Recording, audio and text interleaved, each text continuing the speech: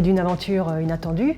Tu nous as présenté tes projets sur la Tour Blanche, parmi lesquels notamment de mettre en valeur certains terroirs bien spécifiques. C'est vrai que la Tour Blanche en tant que telle, c'est unique. Un grand cru classé premier des premiers, parmi les plus grands liqueurs au monde. On s'est souvent décrit comme des chercheurs d'or. Et là, en l'occurrence, on avait envie de aller chercher peut-être un or blanc sec. On a cette curiosité un peu dans l'âme. Et je trouve que c'est une autre façon d'exprimer en fait les grands terroirs qu'on a à Sauternes.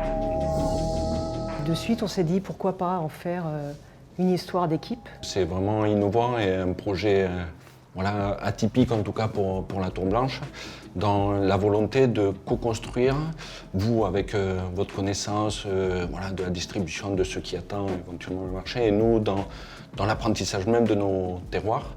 On est allé vinifier des choses qu'on n'avait pas encore vinifiées en sec. Et c'est vrai que mettre 18 personnes autour de la table et se dire bon, on a ça, qu'est-ce qu'on en fait? Ça a été un vrai travail d'abord intellectuel, professionnel, et derrière de plaisir, de création commune. On a sélectionné ensemble un profil de vin et après on s'est dit comment le nommer. Et en fait, comment lui donner l'âme qu'on a naturellement en fait à la Tour Blanche. Que ce soit notre brainstorming au niveau ici, au niveau des équipes ici, que ce soit de ton côté, Léonie est sortie. Léonie, pourquoi? Léonie, qui est l'épouse de Daniel Ifla, le grand amour de sa vie, Daniel Ifla, dit Osiris, qui était le dernier propriétaire privé de la Tour Blanche. Léonie était une aventurière, elle a essayé de faire plein de choses, c'est-à-dire dans la conservation de la tradition, il y a toujours cette envie de se remettre en question et de continuer à avancer. Et je pense que Léonie est totalement dans cette logique-là. Ce que je trouve hyper intéressant au final dans Léonie, c'est qu'il y a vraiment un lien avec le Grand Cru.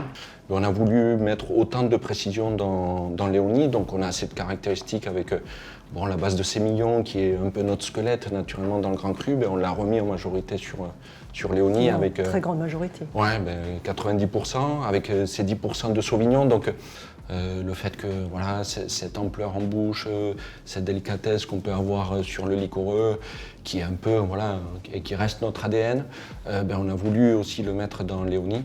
C'est un grand blanc sec de Sauternes, quelque chose qui est différent, mais qui vient prolonger toute la magie naturelle qu'il y a à Sauternes. Une vraie réussite, et aujourd'hui j'ai qu'une envie, c'est que Léonie continue à voyager partout dans le monde, parce que c'est notre bébé commun et que c'est vrai que c'est... Parce qu'elle est faite pour ça. Parce qu'elle est faite pour ça. Alors, longue vie à Léonie. Longue vie à Léonie.